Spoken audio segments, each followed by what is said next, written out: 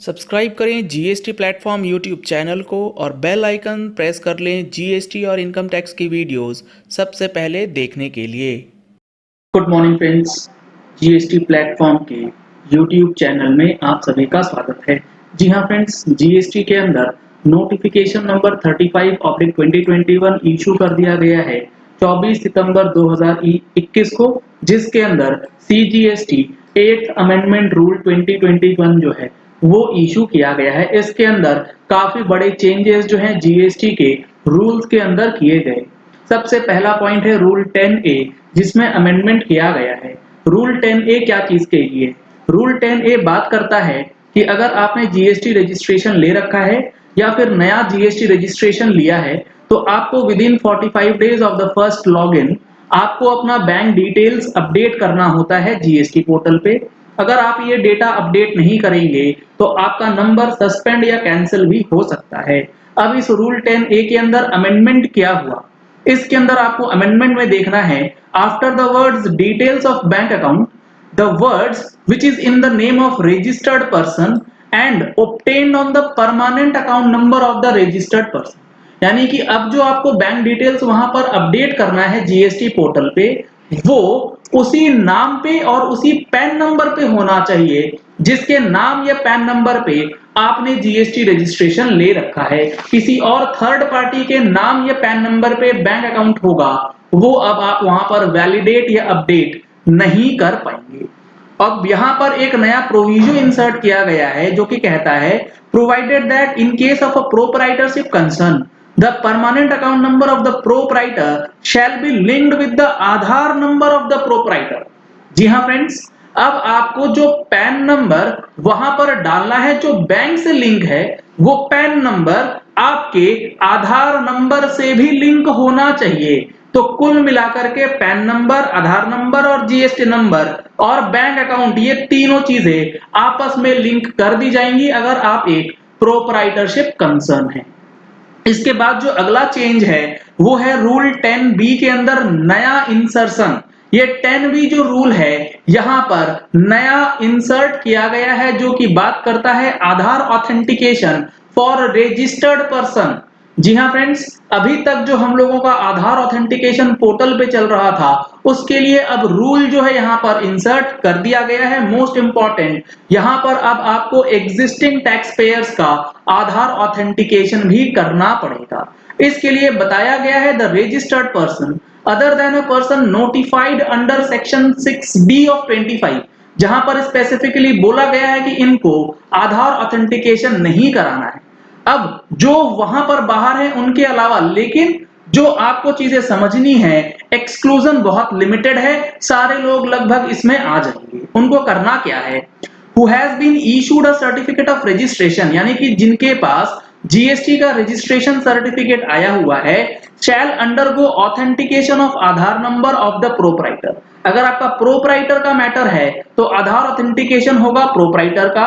अगर आपका partnership firm है तो किसी भी एक पार्टनर का। अगर आप एचयूएफ हैं तो कर्ता का। हिंदू अनडिवाइडेड फैमिली के केस में मैनेजिंग डायरेक्टर या डायरेक्टर का। इन केस ऑफ कंपनी है तो आपको मैनेजिंग डायरेक्टर या होल टाइम डायरेक्टर का आधार ऑथेंटिकेशन जो है वो करना पड़ेगा। अब यहाँ पर जो चीजें आपको समझनी है, अगर आधार ऑथेंटिकेशन नहीं किया तो कुछ चीजें यहां दी गई हैं कि आपकी एलिजिबिलिटी जो है वो खत्म कर दी जाएगी अगर आपने ये ऑथेंटिकेशन नहीं किया। कौन कौन सी चीजें? सबसे पहला है for filing of application for revocation of cancellation of registration. जब आप रिवोकेशन डालेंगे तो आपको रिवोकेशन के लिए एलिजिबल होना पड़ेगा, उसके लिए आधार ऑथेंटिकेशन कराना जरूरी है। रिफंड एप्लीकेशन के लिए आधार ऑथेंटिकेशन कराना जरूरी है। For refund under rule 96 of the IGST paid, अगर आप आईजीएसटी पे करने के बाद एक्सपोर्ट्स करते हैं और आईजीएसटी जो आपने पे किया है उसका रिफंड क्लेम करेंगे तो भी Aadhaar authentication as per rule 10B जो है वो कराना मैंडेटरी कर दिया गया है। प्रोवाइडेड दैट, यहां पर एक प्रोविजन डाला गया है कि अगर आधार नंबर असाइंड नहीं है तो आपको एनरोलमेंट आईडी या फिर बैंक पासबुक के साथ भी आप सारी चीजें जो हैं वो वेरीफाई करा सकते हैं। तो काफी चीजें यहां पर चेंज कर दी गई हैं क्योंकि यहां पर आधार से हर चीज को लिंक करने की बात की जा रही है। अगला जो चेंज है वो है रूल 45 सब रूल 3 जो कि बात करता है ITC 04 जॉब वर्क के केसेस में। अब अगर आपका टर्नओवर 5 करोड़ से कम है तो एनुअली भरना है, 5 करोड़ से ऊपर है तो साल में 2 बार यानी कि हर 6 महीने में एक बार आपको ITC 04 फाइल करना है। ये 1 डे ऑफ अक्टूबर 2021 से बदलाव कर दिया गया है।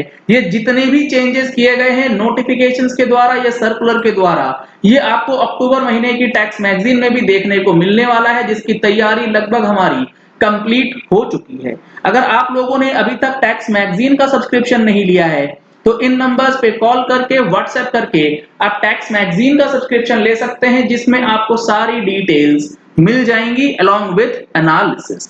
अब आगे यहां पर जो चीजें चेंज करी गई रूल 59 सब रूल 6 में GSTR 1 आप नहीं फाइल कर पाएंगे अगर आपने अपने पिछले महीने की GSTR 3B को नहीं फाइल किया। पहले था 2 महीने की 3B, अब उस 2 महीने को हटा करके सिंगल मंथ 3B जो है वो डाल दिया गया है। रूल 89 के अंदर आधार ऑथेंटिकेशन से रिलेटेड अमेंडमेंट कर दिया गया है।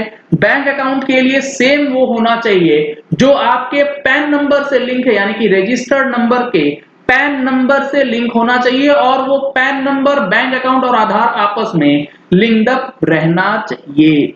अगला जो पॉइंट है वो है सर्कुलर नंबर 162 जो कि 25 सितंबर 2021 को इशू किया गया है, जिसके अंदर क्लैरिफाई किया गया है कि सेक्शन 77 सबसेक्शन 1 के अंदर जो टाइम पीरियड है वो क्या रहेगा। सेक्शन 77 किस चीज का बात करता है?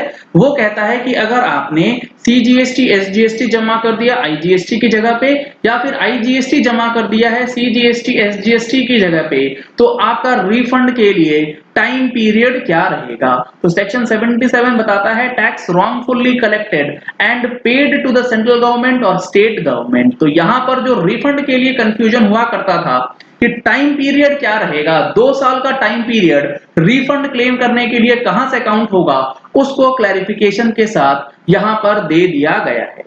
तो यहां पर आप देखेंगे तो ये 4 पन्ने का सर्कुलर जो है वो इशू किया गया है, जिसके अंदर सेक्शंस के बारे में चीजें बताई गई हैं, साथ ही साथ IGST का सेक्शन 19 जो है वो भी बताया गया है।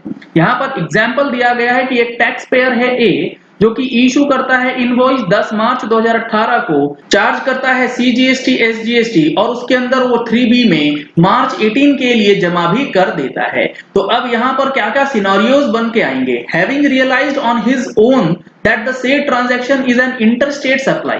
अब उसे बाद में पता लगा, और पता कब लगा? ये पता लगा 10 मई 2021 को। तो अब यहाँ पर लास्ट डेट क्या होगा? डेट था 18-19 यानी कि 17-18, 18-19 भी नहीं, 10 मार्च 2018 का डेट है, पता लगा 21-22 में आकर के।